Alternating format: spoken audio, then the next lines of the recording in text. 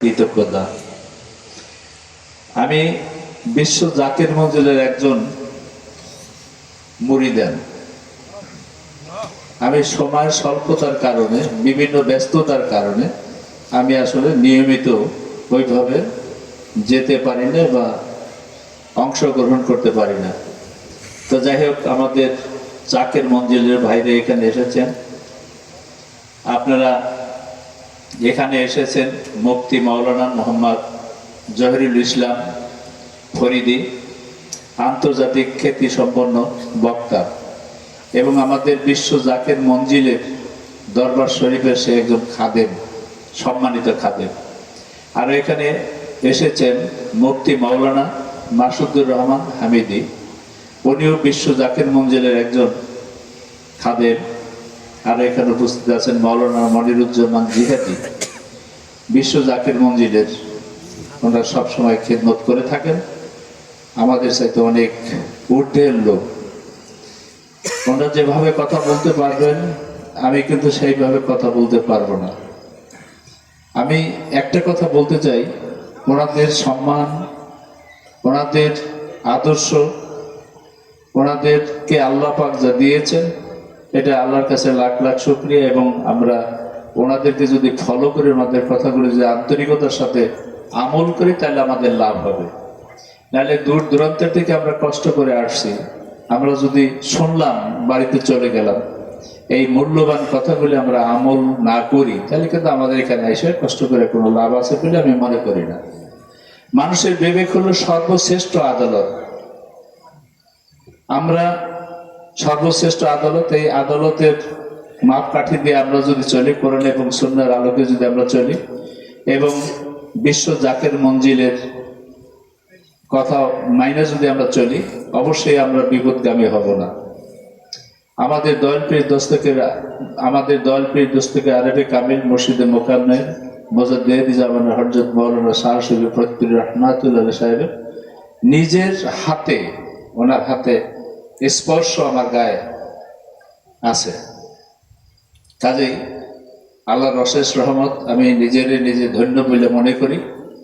কাজে আমি বেশি সময় নষ্ট করব না। আমি সাথে সাথে আরেকটা কথা বলতে চাই, আমরা মুসলমান, আমরা ভাগ্যবান। আমরা মুসলমান, আমরা ভাগ্যবান। দেখেন আমরা কেমন ভাগ্যবান। আমরা যদি হিন্দুর ঘরে জন্ম নিতাম, তাহলে আমরা হইতাম শ্রী শ্রী অমুকলাল সরকার। মুহাম্মদ আমাদের সাথে যুক্ত হইতো না, আব্দুল আমাদের নামের সাথে যুক্ত হইতো না। হইতো কি? হইতো না। দেখেন, মুসলমান হওয়ার পরেও কিন্তু আমরা মুসলমানের যে নিয়ম কানুন, সেটা আমরা সঠিকভাবে ফলো করি না। আমরা উত্তরাধিকারী সূত্রে মুসলমান না হয়ে আমরা প্রকৃতপক্ষে মুসলমান হতে চাই। হতে হলে আমাদের কি করতে হবে? আমাদের খারাপ কাজগুলি বর্জন করতে হবে, আমাদের ভালো কাজগুলি আমাদের বাইছে নিতে হবে। ঠিক কিনা? এইগুলি আমাদের অন্তত, এইগুলি কোনটা ভালো কোনটা মন্দ, আজকে যারা বিশ্ব জাকির মঞ্জিলের থেকে সম্মানিত বক্তারা আসছেন, আমার ভাইয়েরা আসছেন, আমার শ্রদ্ধাভাজন, তাদের কাছ থেকে আমরা যদি যেটা শুনলাম সেটা যদি আমরা অন্তর দিয়ে আমল করি, তাহলে কিন্তু আমরা কামিয়াব হব। ঠিক আছে? যাই হোক, আমি বেশি সময় নেব না। আমরা উত্তরাধিকারী সূত্রে মুসলমান হতে চাই না, আমরা প্রকৃতপক্ষে মুসলমান হতে চাই। কোরআন এবং সুন্নাহর আলোকে আমরা চলবো। এবং যারা আলেম ওলামা আছেন, বিশ্ব জাকির মঞ্জিলে যারা আমাদের দিনের দাওয়াত দেন, দিনের কথা বলেন, সেইগুলো যদি আমরা আন্তরিকভাবে ফলো করি, তাহলে কিন্তু আমরা লাভবান হব। তো যাই হোক, আমি আর বেশি বাড়াতে চাই না। আপনারা সবাই ভালো থাকবেন, সুস্থ থাকবেন। 1 মাস মাহে রমজান গেল, 12 মাসের মধ্যে একটা মাস 11 মাসের চাইতে সর্বোত্তম মাস আমরা কিন্তু আমাদের কাছ থেকে বিদায় নিয়ে গেলেন। এই মাসটা আমাদের মাপ চাওয়ার মাস, মাপ পাওয়ার মাস এবং লাভের মাস। এতে আমরা কতটুকু কি করতে পারছি না পারছি আমরা নিজেরাই কিন্তু জানি। এখানে হয়তো কেউ থাকতে পারেন বা নাও থাকতে পারেন। অনেকে কিন্তু আমরা রোজা না রাখে যে ইফতার করে, সেই ইফতার কি স্বাদ লাগে? রোজা না রাইখে যে ঈদগার মাঠে যে নামাজ আদায় করে তার কাছে অতটা তৃপ্তি পাওয়া যায় না। যে রোজাদার ব্যক্তি রোজা রাইখে ইফতার করে তার কাছে যে ইফতার কত স্বাদ লাগে সেই শুধু জানে, যে রোজা রাখে না সে জানে না। কাজেই আমরা কোরআন এবং সুন্নাহর আলোকে চলবো। আমরা আসলে ভাগ্যবান, আমাদের ধর্ম ইসলাম, আমাদের আখেরি পয়গম্বর, আমার আখেরি নবী, আমাদের প্রিয় নবী হযরত মুহাম্মদ মুস্তাফা সাল্লাল্লাহু আলাইহি সাল্লাম। এই কারণে আল্লাহর কাছে লাখ লাখ শুকরিয়া আদায় করি। আসলে আমরা ভাগ্যবান। যে যাই হোক, আমি আর কথা বাড়াতে চাই না। আমি একটু আমি মাহফিল থেকে আমি একটু বিদায় নিতে চাই। আমার শারীরিক অবস্থাও খুব বেশি ভালো না। এখানে আমার সেনহবাজন ছোট ভাই জাকের মঞ্জিলের সাথে অত্যন্ত অপ্রতভাবে জড়িত আলমগীর হাওলাদার। এখানে আরো উপস্থিত আছেন আমার মুরব্বী এক ভাইজান নজর আলী মাতুব্বের। উনিও কিন্তু আমাদের এই জাকের মঞ্জিলের প্রতি বিশেষ দরদ করেন। আর আমার সামনে যারা বসে আছে সবাইকে কিন্তু আমি ব্যক্তিগতভাবে চিনি। এত বৎসর যেহেতু আমি চেয়ারম্যান, 38 বৎসর চলে একটা না, কাজে আপনাদের কাউকে না চেনার কোনো অর্থ আছে বলে আমি মনে করি না। সবাই আমি চিনি, আপনারাও আমার চেনেন।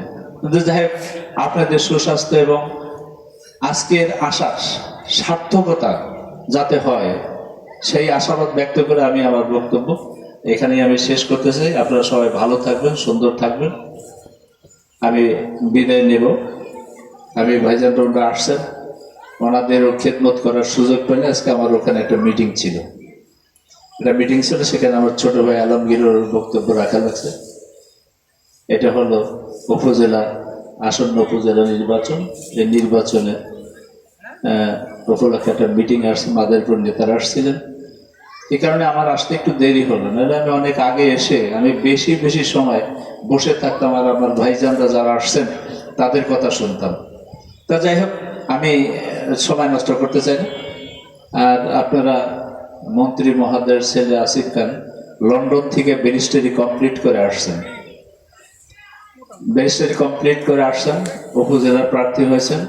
সমস্ত মন্ত্রী এমপির ছেলেদের বিরুদ্ধে কিন্তু অভিযোগ আছে, বাড়ি দখল করা, বিভিন্ন রকমের অভিযোগ আছে, কিন্তু ওদের বিরুদ্ধে কোনো অভিযোগ নেই। ওরা শুধু লেখাপড়াই করছে। তো যাই হোক, আপনারা তার জন্য সবাই দোয়া করবেন। আর আমি বক্তৃতা বাড়াতে চাই না, এই আলাপ আলোচনাটা এই আসরে না করাটাই ভালো ছিল বলে আমি মনে করি, কিন্তু তারপরও করে ফেললাম। আপনারা নিজ গুণে আমাকে ক্ষমা করে দিবেন।